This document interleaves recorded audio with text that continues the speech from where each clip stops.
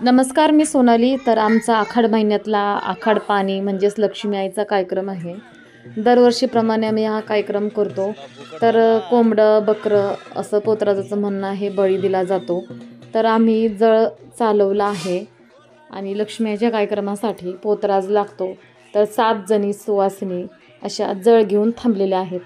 तर आमच्याच घरातले पाहुणे आहेत. छोटीशी रांगोळी काढली आहे. तर बारकी कोंबड्याला हळदी कुंकू लावत आहे. ज्यांच्या घरी महालक्ष्मीचं ठाण आहे त्यांना ह्याच पद्धतीने दरवर्षीप्रमाणे करावं लागतं. जसे की आपल्या हातावर परडी असते, परडीचं काही नसतं, पण श्री महालक्ष्मीचं ते दरवर्षी ह्या पद्धतीने जळ काढला जातो. तिला काही कोंबडं बकरी असं बळी दिला जातो. तर महालक्ष्मीचं म्हटलं की त्याला पोतराज लागतो, 7 सुवासिनी लागतात. त्याचं असं 7 घागरी घेऊन असा जळ काढला जातो. त्या स्त्रियांना उपवास धरायला लागतो. परत आमच्याच घरातले सगळे पाहुणे आहेत. आम्ही दरवर्षी एकत्र येऊन ह्या पद्धतीने आम्ही आमचा कार्यक्रम साजरा करतो. आम्ही दरवर्षी आखाड महिन्यामध्ये गावाकडे जातो आणि ह्याच पद्धतीने आम्ही दरवर्षी हा देवीचा देवदेव सगळी एकत्र येऊन आनंदाने हा आम्ही एक कार्यक्रम साजरा करतो. तर आता ही चुलती आहे, जिचं वारं येत आहे, ती माझी चुलती आहे. सगळेच घरातले पाहुणे आहेत. ह्या कार्यक्रमासाठी काही काही लांबून पण आलेले आहे.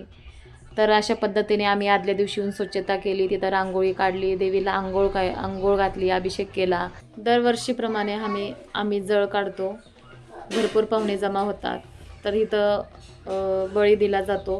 पुढं दैत्य आहे. आदल्या दिवशी आम्ही तिथं येऊन स्वच्छता केली. जो तो आपल्या मनाने साडी चोळी निवद वगैरे दाखवतात. शेजारची पण गावातली भरपूर लोक आली होती निवद दाखवायला. तर हे पोतराज आहे.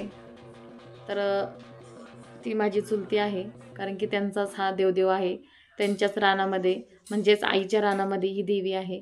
तर आम्ही त्यांना देवीला साडी चोळी ही पहा आम्ही कशी सजवली आहे देवी, एकदम भारी. दृष्टच काढायची राहिली फक्त. खूप छान अशा पद्धतीने आम्ही तो कार्यक्रम पार पाडतो. एकत्र येतो, खूप आनंद वाटतो.